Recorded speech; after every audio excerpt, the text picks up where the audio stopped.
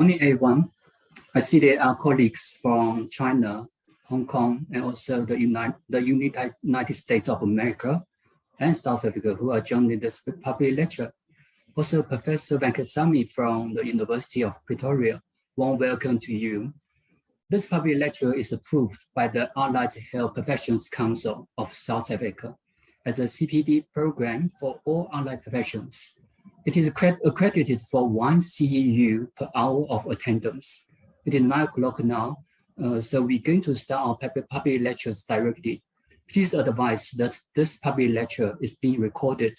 Firstly, let's welcome our HOD, Dr. Redlock, to welcome Professor Wang from Zhejiang, Chinese Medical University, China.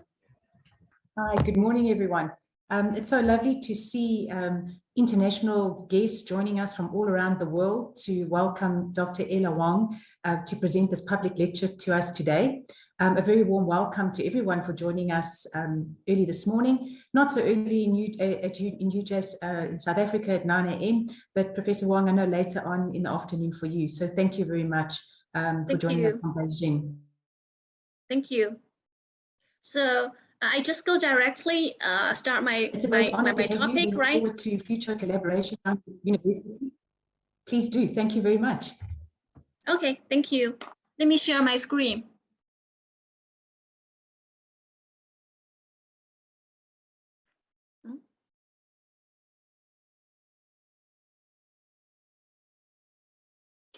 Can my slides be reached for everyone? Yes, I think so, Professor Wang. Okay, thank you. Let me just start. Hello, everyone. It's really glad to have this opportunity to share some understanding on Chinese medicine and conventional medicine from Zhejiang Chinese Medical University. My name is Wang Ying. You just call me Ella. And right now I'm working in the International Relations Office. But of course, meanwhile, I also I work for the School of the Basic Medical Sciences, and I am a TCM teachers, professors as well. Okay, so my today's topic will focus on these following 3 aspects. Firstly, I'm going to make a very brief introduction to the current education of TCM in China. And then let me share some idea about the conflicts between Chinese and conventional medicine, even inside China. So actually there's, from time to time, there's conflicts between Chinese and conventional medicine, even inside China. Okay, and in the end, I will focus on, should Chinese and conventional medicine to be integrated or to be cooperated? So firstly, I would have like 10 minutes to give a very brief introduction to the current education of TCM in China. So you can get a very brief understanding on how TCM education goes on right now in China. So firstly, let me make a very brief information on the TCM related universities in China. Actually, in 1956, China established 4 TCM colleges. At that time, the 4 colleges were in Beijing, Shanghai, Chengdu, and Guangzhou. So the foundation of these 4 TCM colleges actually indicates the beginning of the public education of TCM in China. When I say public education of TCM, that's because before that, the TCM just be educated or inherited in a, not very public way, maybe from family to family, just in an heritage way. So far as right now, we have 24 TCM colleges or universities in China. And besides, we have 51 universities. Most of them, they are medical universities or comprehensive university. They have Chinese medicine majors. So that's meaning the 24 colleges or universities, they are named after, for example, like TCM, colleges or TCM universities, while the another 51 universities, they may be just a medical university or a comprehensive university, but they have Chinese medicine majors. Well, another 38 university, they have integrated Chinese and Western medicine. So I have to say here, when I'm using Western medicine, actually it refers to the conventional medicine in South Africa. And I also pointed out the integrated, although I have to say right now in China, we're still using the term, but later in my third part, I will have some discussion on this term. Then we have like more than 100 universities. They have science of Chinese material medical majors. So that is the related description of the TCM related majors or universities right now in China. And this is the 24 TCM universities in China. You see, most of the province, they have at least one TCM universities. So this is Zhejiang, and we located in this place, okay? Zhejiang Chinese Medical Universities. And this is a place where we stay, okay, in the east south of China. I just get some pictures from this 24 TCM university in China. This is how they look like. Next, I would like to take in our university as an example to demonstrate how a TCM university like, or what is their like scale. Take Nova University as an example. Actually, we founded in 1953. So that is the beginning time of our university. Right now, we have 2 campuses and we have 12 schools. Of course, because we are a medical related university, that's why we have affiliated or indirectly affiliated hospitals. Those hospitals are the places for internship, the places for clinical teaching. And right now we have nearly 20,000 full-time students and include around 800 students. They are coming from different countries, overseas students. Okay, and this is the 12 schools of Nova University. You can see the first school of clinical medicine. So actually that is our school. They focus on Chinese medicine. The second school of clinical medicine, that is focused on Western medicine, or you say conventional medicine. While the third school of clinical medicine, that is the school focused on acupuncture and moxibustion. I have to say in China, we have, when we say in Chinese medicine, actually, at least we have like 2 different directions, 2 different majors. The one Chinese medicine that which will be more focused on using herbs, while the other acupuncture, moxibustion, of course, be more focusing on acupuncture.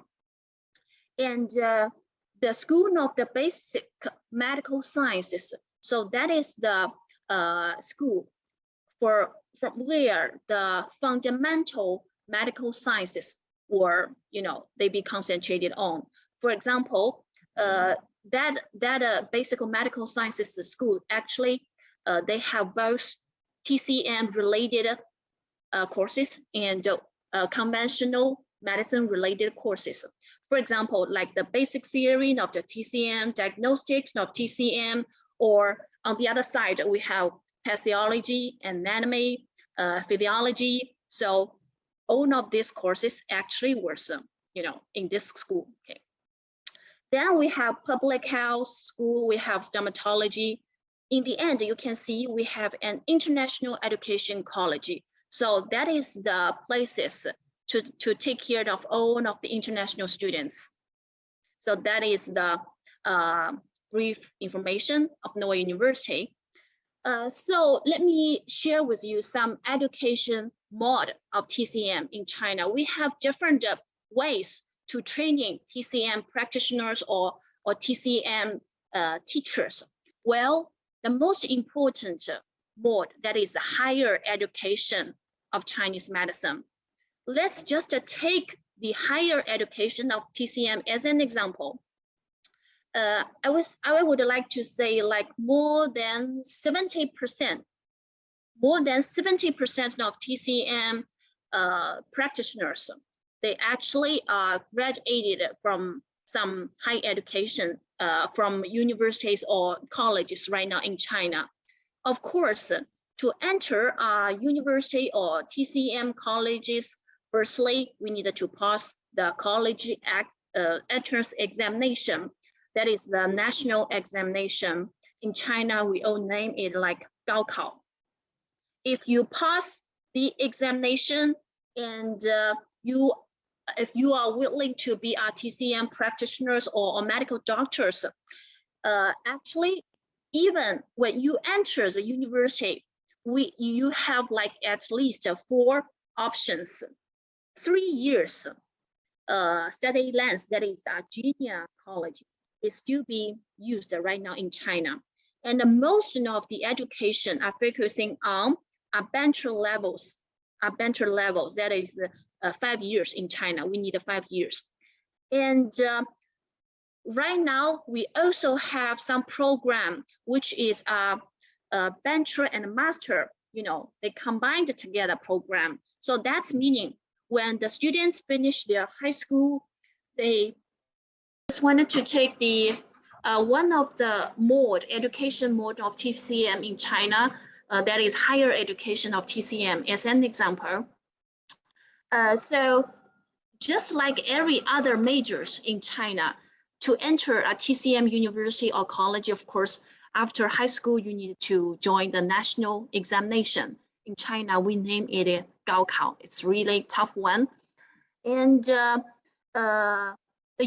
most of the TCM universities right now in China, relatively big TCM universities, they at least have like 4 different, programs for a freshman to enter the university. So the first one, that is the study years is 3 years. That is a junior college. So, but some universities, they still have this kind of program.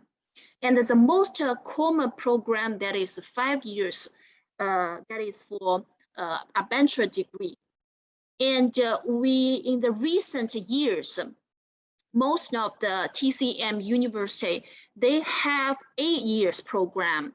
That is a bachelor and a master, combined together program. That's meaning when the freshmen, they enter the university, if they get really high score in the national examination, she or he can get the chances, just go directly join the 8 years program. So after 8 years training, she or he just graduated with a master's degree.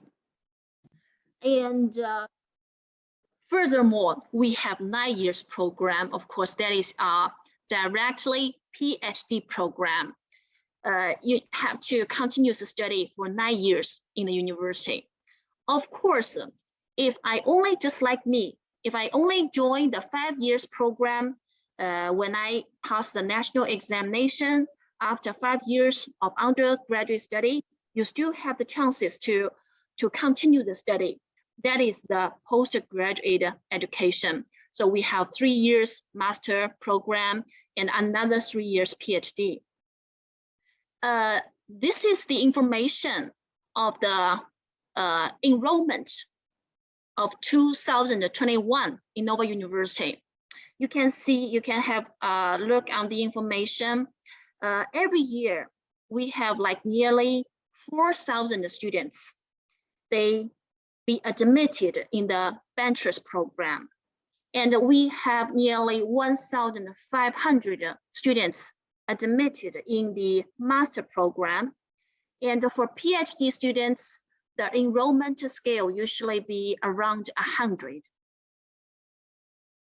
So this is like the international students. Right now in our university, we have like nearly 800 international students.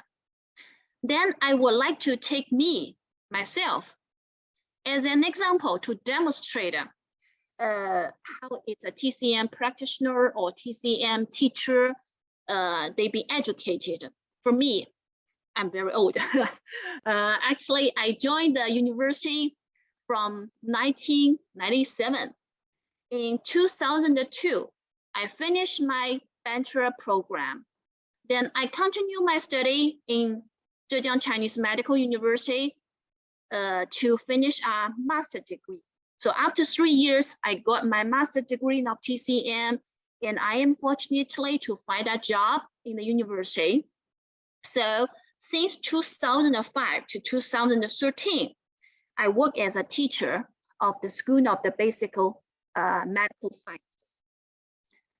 During that year, I finished my doctorate study, but that is an on-job program. So in 2012, I finished my PhD.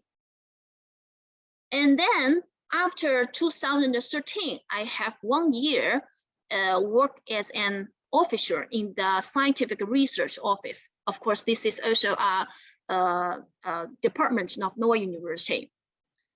Then after that, I got the opportunity to be the Dean of the International Education College of TCMU. So that's why that is the places I have been working for nearly 6.5 years. So since last year, I've been the director of the International Relations Office. But as I explained in the beginning, I also working as an associate professor for the School of the Basic Medical Sciences. And I teach basic theory of TCM, and I also teach the selected reading of Yellow Empress in the classic. I don't know if the selected reading of the Yellow Empress in the classic, that is a course in your university, I'm not sure. But here in China, I think most of the TCM university, they have these courses, at least they have like 51 studying hours for 3 study credits. Okay.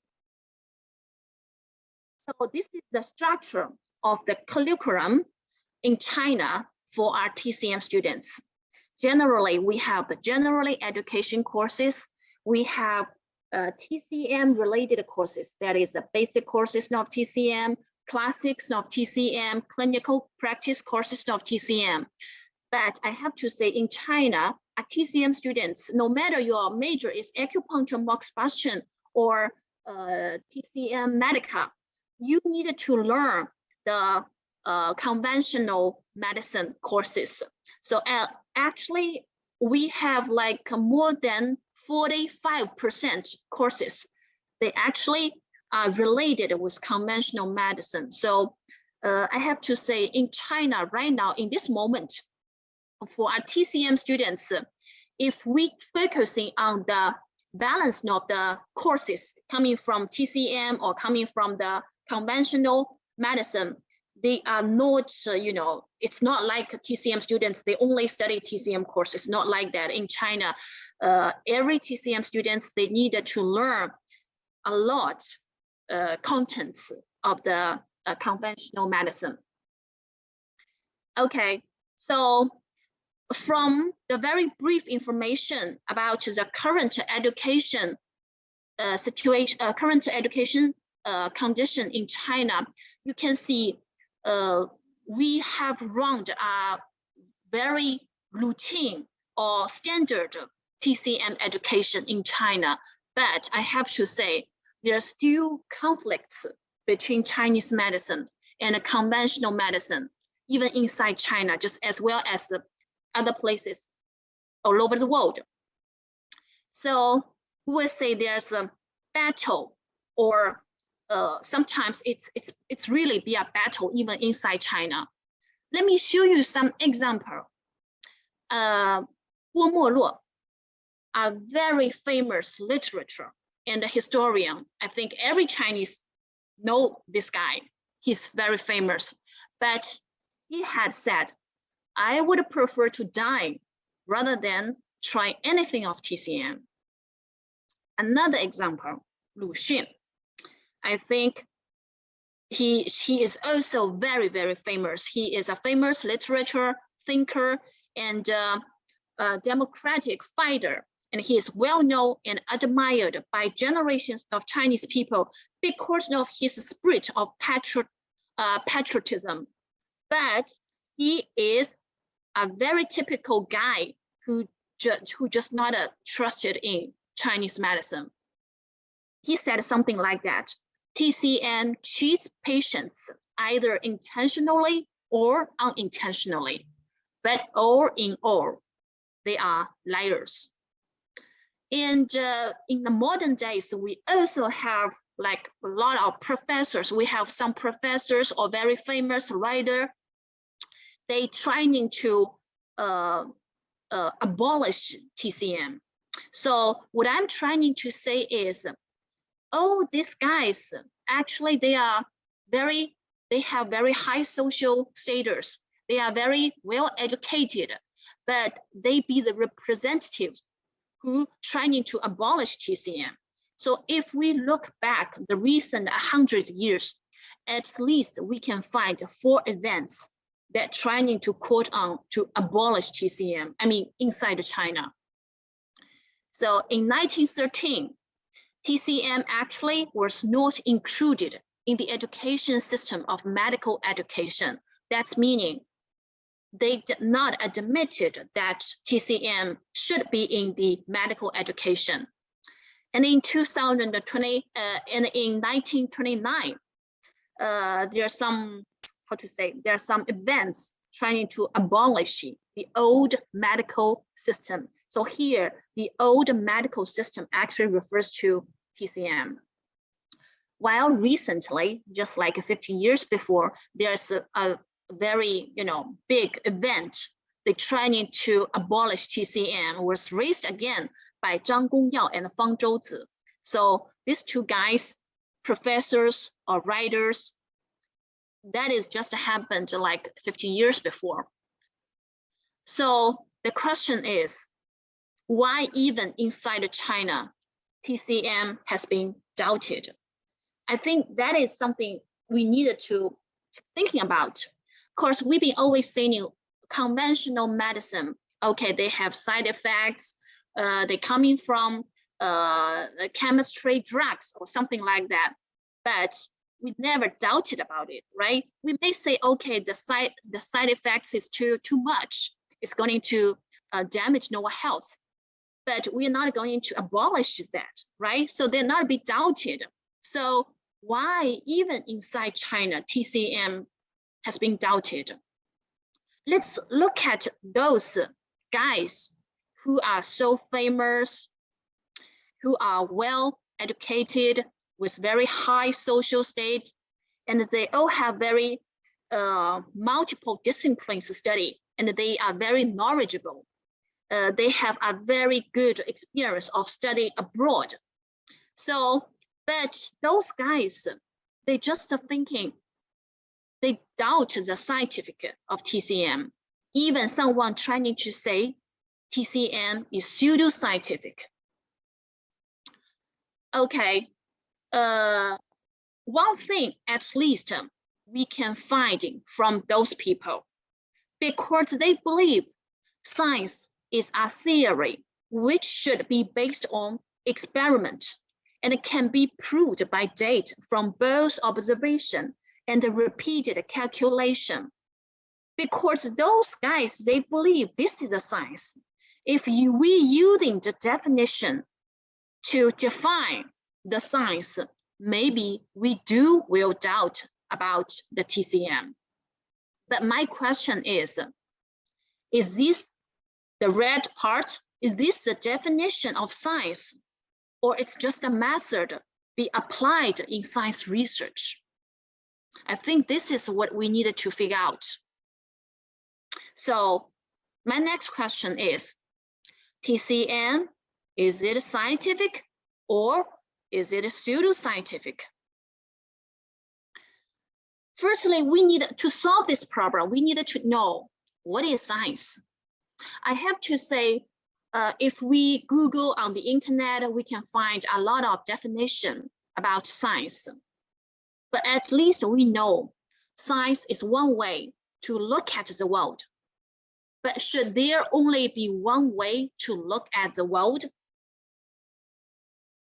Let's look at this picture. What happened? I think maybe we'd be scared, but what really happened is like this. So if we look things from different angle, look things from different perspective, we totally read things in a different way. Of course, we are going to find a solution in a different way. And then let's look at this picture. How many sticks in this picture? If we look from this angle, of course, we have 4 sticks. But if we look from this guy, we only have 3 sticks. So this is also what I wanted to say is, when we look from different angle, we do see the world in a different way. That is a very famous Switzerland psychologist. He said something like that. He said, we have not sufficiently taken into account as yet that we need the laboratory with its insensitive restrictions in order to demonstrate the invariable validity of the natural law. So if we leave things to the nature, we see a different picture. Every presence is partially or totally interfered with by chance, so much so that under natural circumstances, a course of events absolutely conforming to a specific law is almost an exception. So, should there only be one way to look at the world? Absolutely not. So what is science at least? If we try to check from the encyclopedia, the science is defined in the way. Science is to pursue knowledge, including the pursuit of all sorts of the truths and the basic principles and its corresponding application. And Charles Robert Darwin, he also said something like that. He said, science is to collect and collate facts so as to get principles and conclusions. So if we using this idea to define the science is to pursue knowledge, is to pursue all sorts of the truths and the basic principles so as to apply them accordingly. So if we using this to define science, is TCM scientific? Okay, then we have this question whether TCM is scientific or not. I'm trying to say something about whether we should integrate Chinese medicine and conventional medicine, or we try to cooperate them or to make them cooperate with each other. So firstly, I would have you guys to make an exercise. Of course, I've been informed that the audience today have some background of TCM. So firstly, let's start it with a case analysis. There is a 4 years boy. So his chief complaint is red maculae, papules, and the vesicles appearing on the patient's toes and fingers for 3 days. The clinical presentation is fever, dry mouth, sore throat, nausea, and anorexia. So the physical examination is like this. Okay. So I want you to think about it. What is a conventional medicine's diagnosis on this case? And what is the Chinese medicine's diagnosis on this case? Do you have it? I don't know if this kind of disease is common. In your place, of course, it is quite common in China, especially in recent years. So if we're trying to diagnose the patient in the way of the conventional medicine, that is head, foot, mouth disease. That is caused by virus infection. Okay, so the enemy is the virus. They cause infection in our body, and of course a lot of red spots on hand, foot, and mouth. So this is a disease. Well, TCM read the disease in a different way. We know that syndrome differentiation is one of the characteristics in TCM. So if we're trying to make diagnosis on TCM from TCM's angle for this case, then we can get this conclusion. It is a pattern, or it is a syndrome of wind heat invading the lung with disharmony of the way. I think the case, the reason of the case, the causes of the case is not very complicated. No matter we're using conventional method or TCM's method, there will be very good curative effect. So in Western medicine, we're using antivirus drugs. Well, in Chinese medicine, because it is wind heat invading the lung, of course, we can clear the heat, we can relieve the dampness, of course, we can release the exterior, as well as diffusing the lung. But no matter you from which angle, the result can be very good. If we using the TCM's methods, of course, we can using the modified Ying. I don't know if you learn formula or prescription before. So this is the formula we've been formulated to clear the heat, to remove the dampness, as well as to resolve the exterior or diffuse the lung. So from this case, we know that we're trying to analyze the disease from different ways. In Western medicine, we know it is caused by the virus. That's why we're trying to fight with the virus. We're trying to expel the virus. Well, in TCM, we understand the case is caused by the invasion of the passenger. The passenger can be wind heat, the passenger can be heat dampness. So because the invasion of the passenger, it's disturbing our body. So we're trying to expel the passenger as well. Meanwhile, we needed to regulate the body back to its normal. So because we read the disease in a different perspective, of course, we're thinking in different way. That's why we got different solution. So let's look at these two sentences. What is the difference?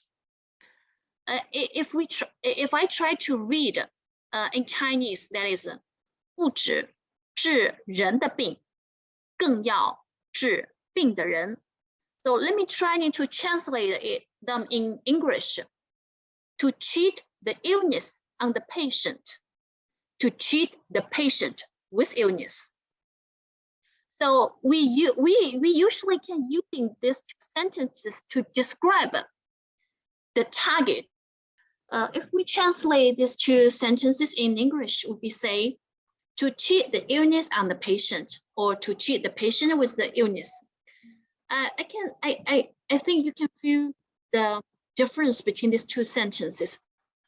For Western medicine or conventional medicine, we'll be focusing on the illness, the virus, the bacteria, the change, the damaged cells. But for TCM, of course, we know that TCM using the holistic concept. Of course, we be more focusing on the patient. We trying to regulate the imbalance, then to resolve the problem. So what is TCM? If we trying to define TCM, honestly, I cannot find a very perfect definition to describe the concept of TCM. But at least we can say TCM is a subject that deals with the physiology and pathology, as well as the diagnosis, prevention, and treatment of the disease. Well, the systematic theory of TCM is based on the ancient Chinese philosophy under the guidance of ancient materialism and dialectics. After years of accumulation of experience in disease prevention and curing of Chinese people, that the systematic theory of TCM was originally founded 2,000 years before. At that time, we take the Yellow Emperors in the classic, the publication of this book as the witness. So here, I would like to say something about the systematic theory. I know that a lot of countries, they have their own traditional medicine, but not every countries, their traditional medicine has been inherited. That's because I think most of the traditional way for disease killing or preventing, they are not formed systematic theory. Well, as one of the traditional medicine, TCM can be developed or can be, inherited years by year, generation by generation. That's because we have a very comprehensive, completed, systematic system of the TCM. So then let's look at this sentence. If we're focusing on, that is the theory of the TCM actually was founded from the accumulation of experience in disease prevention and the curing of Chinese people. So can we say that is this as well as our pursuit of knowledge? Is this collect or collate facts so as to pursue a principle? I think, of course, it is yes.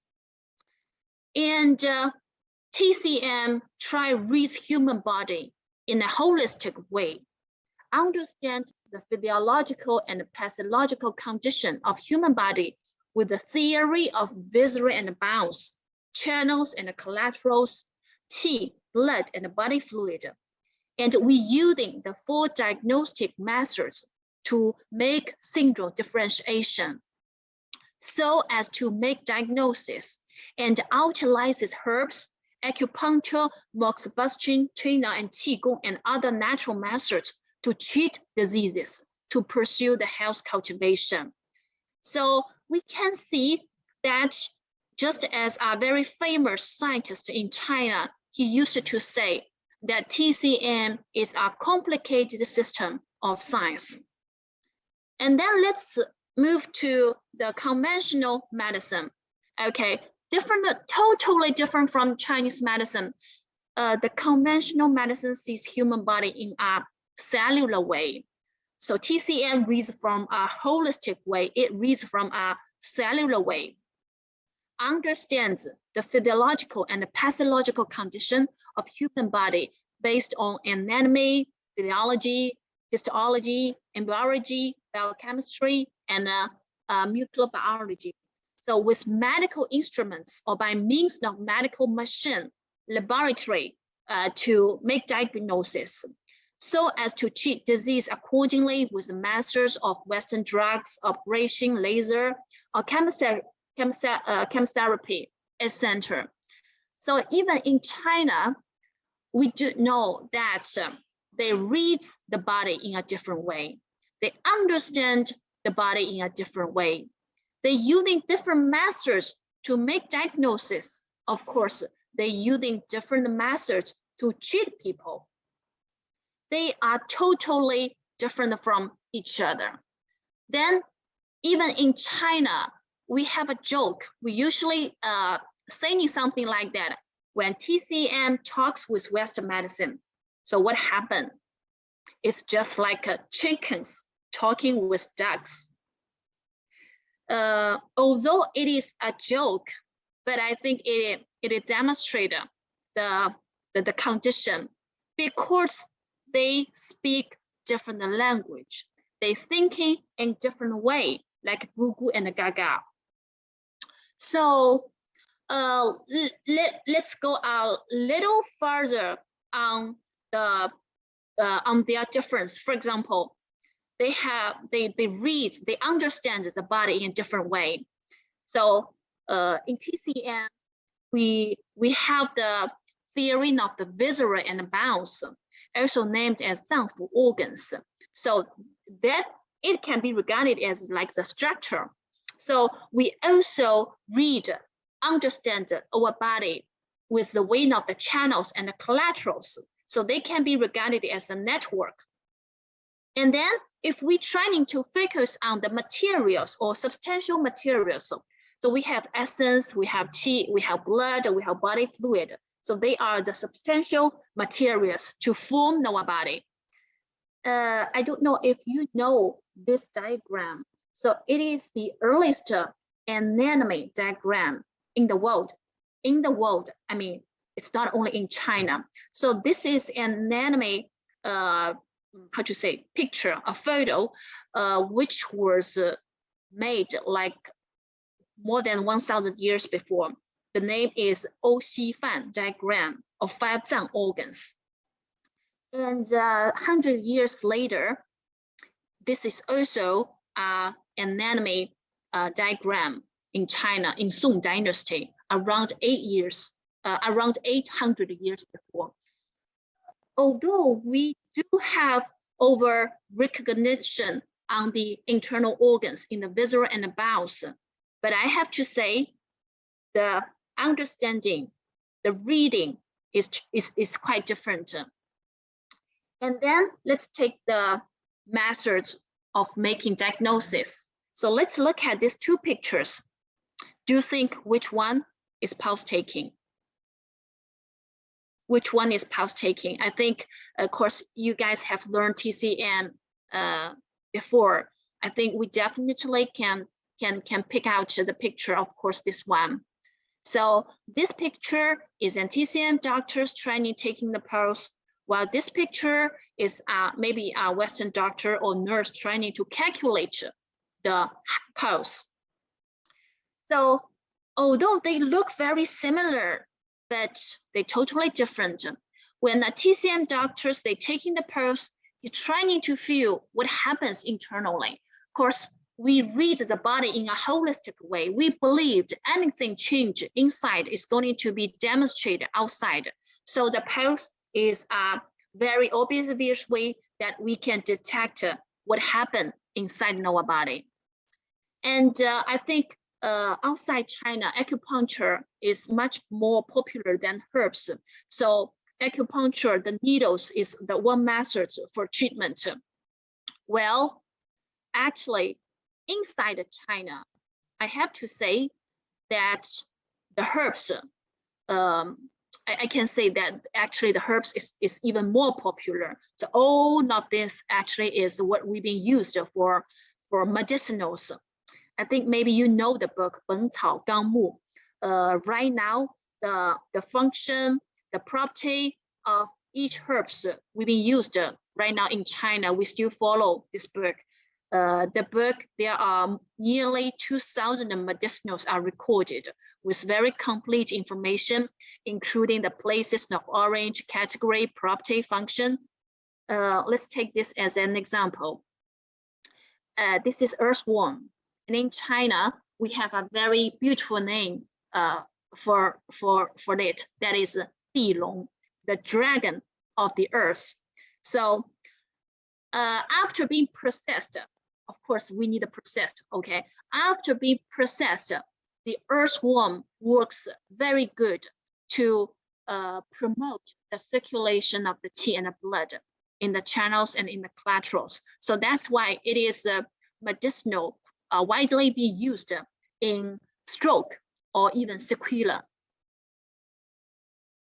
We put those medicinals together to make the decoction. So this is a method for treatment in TCM we've been used. This is a picture I just taken from my table, from my desk. Every morning, I started with my job with a cup of coffee, a cup of decoction. Because recently I've been suffering from insomnia. So I've been taking the decoction for quite a long time, and a bottle of water. So this is usually what my desk look like. And besides for those decoction, we also have a lot of patents made from herbal medicinals. So those are the methods we've been used in TCM to treat disease. So when we look at the difference between the TCM and a conventional medicine, should Chinese medicine and a conventional medicine be integrated? Actually, I have to say, like 20 years before, we using another term that is combined. So at that time in China, we using the term like combination of Chinese medicine and a conventional medicine. And later, people or experts, they feel like actually it is not possible to combine them because they are too different. Then we change the term. We using integrated. Honestly, even right now in our university, we have a major that is integrated Chinese medicine and conventional medicine. The term still be used, but it has been doubted. Can Chinese medicine and conventional medicine be integrated? So even inside China, we tried a lot of methods. We trying to using the language of conventional medicine to explain the meaning or to explain the theory of Chinese medicine. But I have to say, a lot of work turns out to be like vain. It is so far as right now, at least in this moment, with the technology, what we have right now, I have to say, we are not able to using the modern language or the laboratory methods or the laboratory language to explain the theory of the Chinese medicine. So for me, I just feel it is hard to integrate them because the thinking mode, the way they read as people, the way they make diagnosis is too different. So we needed to say, because they are so different from each other, but they are all be very effective in treating, in prevent to protect our health or to preventing the happening of the disease. So maybe we needed to say to cooperate or to make them cooperate with each other. That is more something we can reach, something more reality.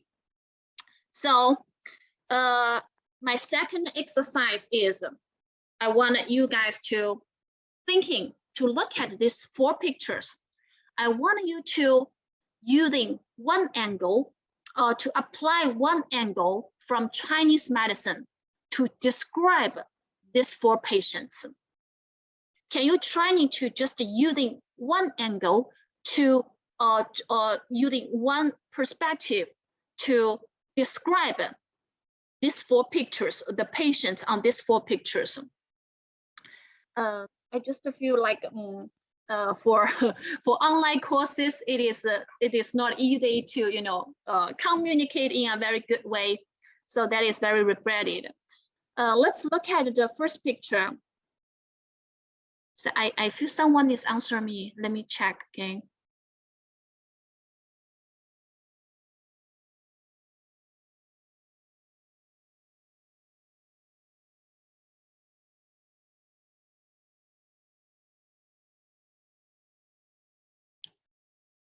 So let's look at the picture, the first picture. The patient on this picture, if we try to using one term on that we've been used in Chinese medicine, we can say he is suffering from deficiency of Qi deficiency. So when we look at this patient, at least we can say maybe she's suffering from abdominal pain, something like that. So we can say like stagnation of Qi. So when we look at this picture, the girl is really depressed, constrained. So maybe we can say depression of Qi.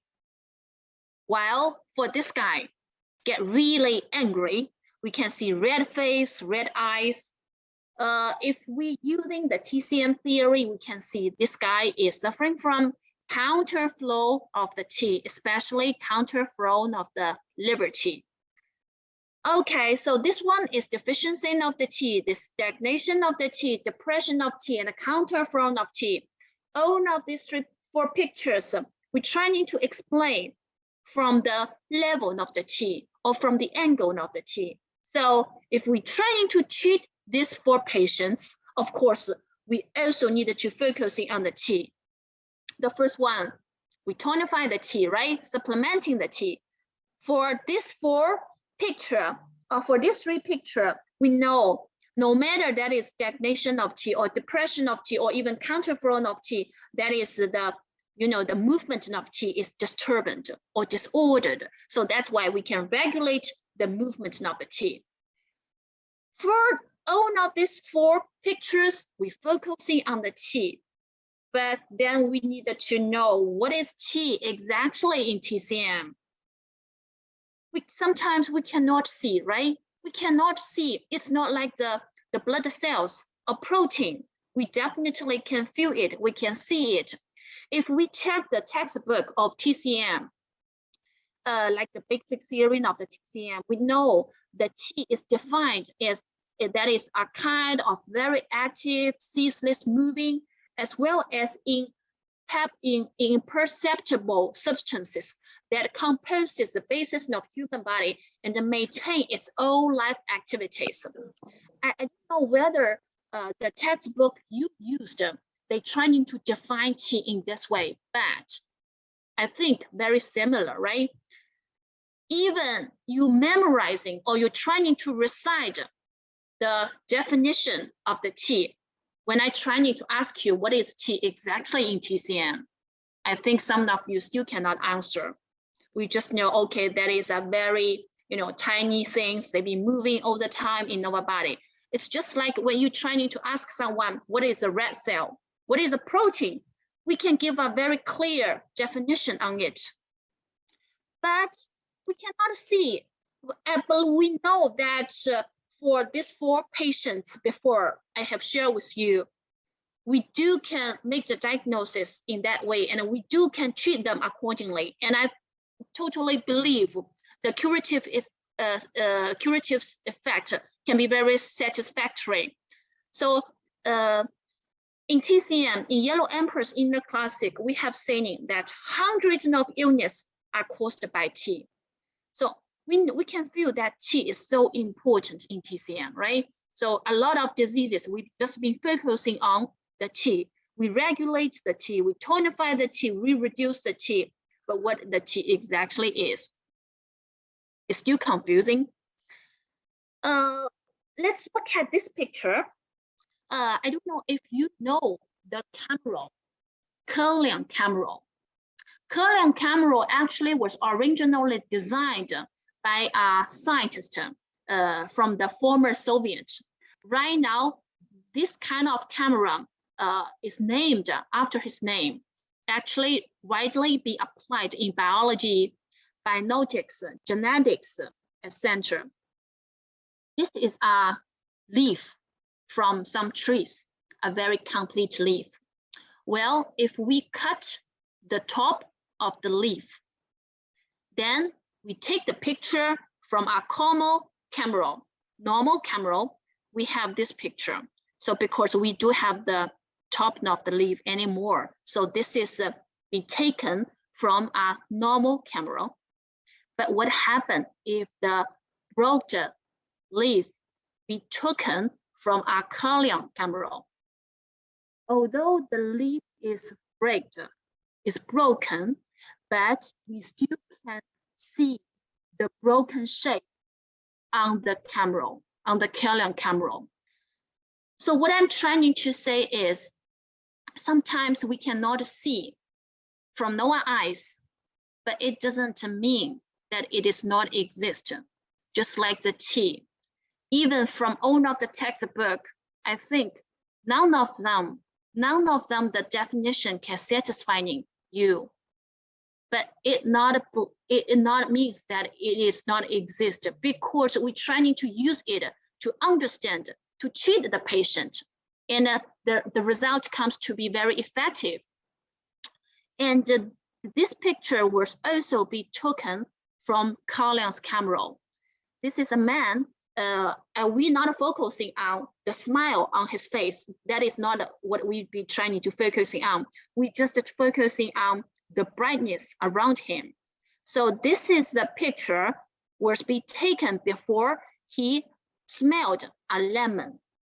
So the brightness around him is like a little bit blue and dark. Well, after he tried to smell a lemon, and of course, he feels good. That's why we see the smile on his face, but that is not what we focus on. I want you to see the brightness around him. So the brightness tends to be orange in color and more brighter. But this was taken from the Carlion camera. Of course, we cannot see anything with our eyes. This is the same. A girl who took the picture when she was happy. This was a picture when she was sad. And this was a picture when she trying to greeting with somebody. We all can see different brightness around her. Those can be taken or those can be grasped, captured from the Carlion camera, but cannot be seen by our eyes. So I would like to say, 看不见的不代表不存在，不理解的不代表不科学。Those we can see doesn't mean they are not exist. Those we can understand now doesn't mean they are unscientific, which probably can be proved in the future.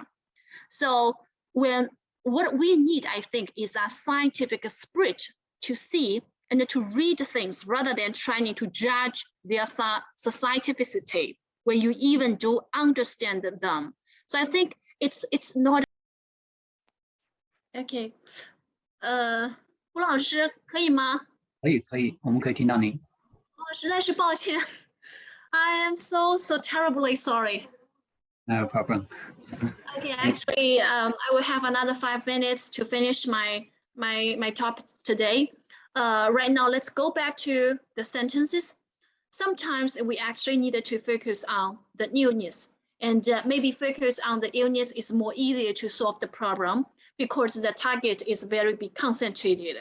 But sometimes the illness is too complicated, or it is like too far away from our understanding.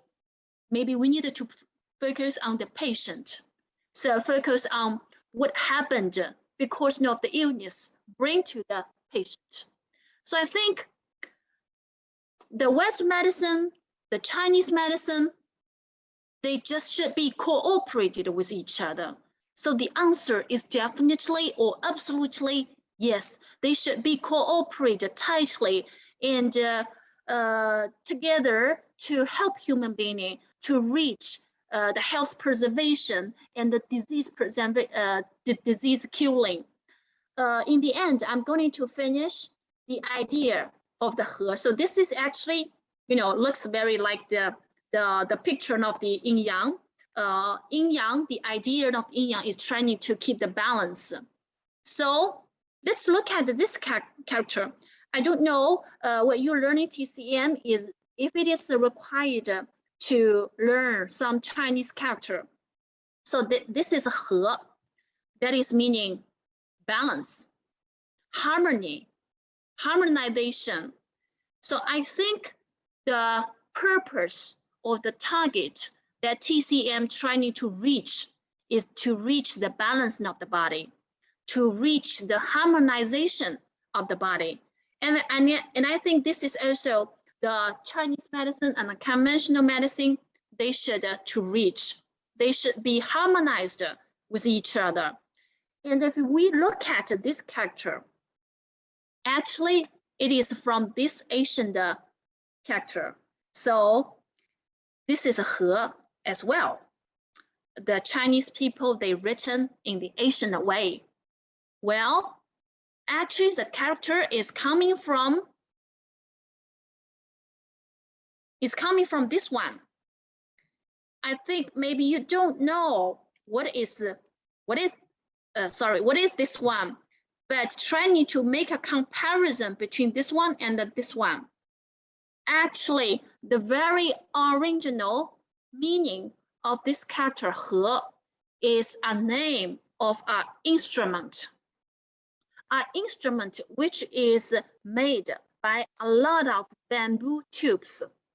Of course, this is a modern thing, but very similar, looks very similar. So before this character being applied to demonstrate the harmonization or to describe the balance between things, actually it is a name for the instrument. An instrument which was made by a lot of bamboo tubes. So in the end, I'm going to share with you music, which this kind of music being played.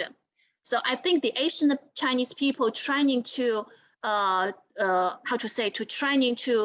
describe, although this instrument is made from a lot of tubes, the long tubes, the short tubes, but when they be played, the music or the voices, the sounds can be very harmonized. So that is the very original idea or meaning for this character. So let's take some relax. I'm going to show you the voice. Of course, this is not the instrument. This is guitar. Not yet.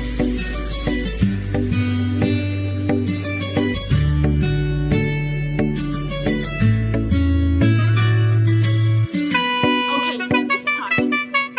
Of course, this is an improved instrument for 和, but very similar.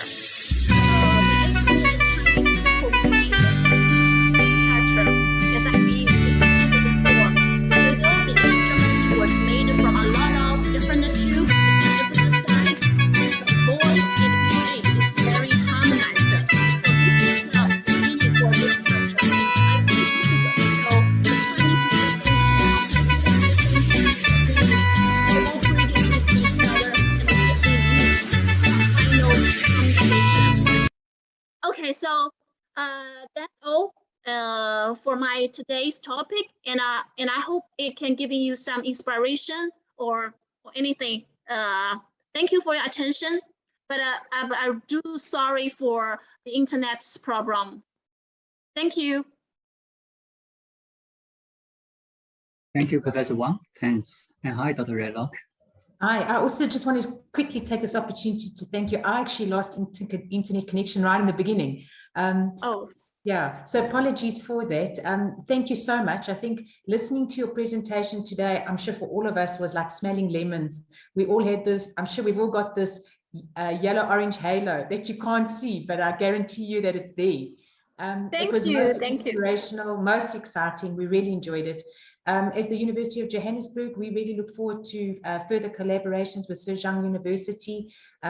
For all our guests that have joined today, we're busy with the process of developing an MOA with Zhejiang University in order to exchange from a student exchange process, from an academic development and collaboration process, and most definitely from a research process to really develop a collaboration between our two institutions and the development and the growth of Chinese medicine and acupuncture globally. So this is something really exciting for us. Thank you, Ella, for a delightful presentation. As I said, we've all really enjoyed it, and we look forward to many of these in the future as well. Dr. Hu, thank you so much for coordinating.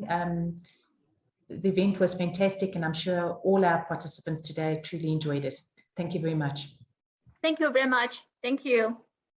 Thank you for inviting me. Thanks, everyone, and thanks, Professor Wang. And just to give a brief introduction at the end to Professor Wang.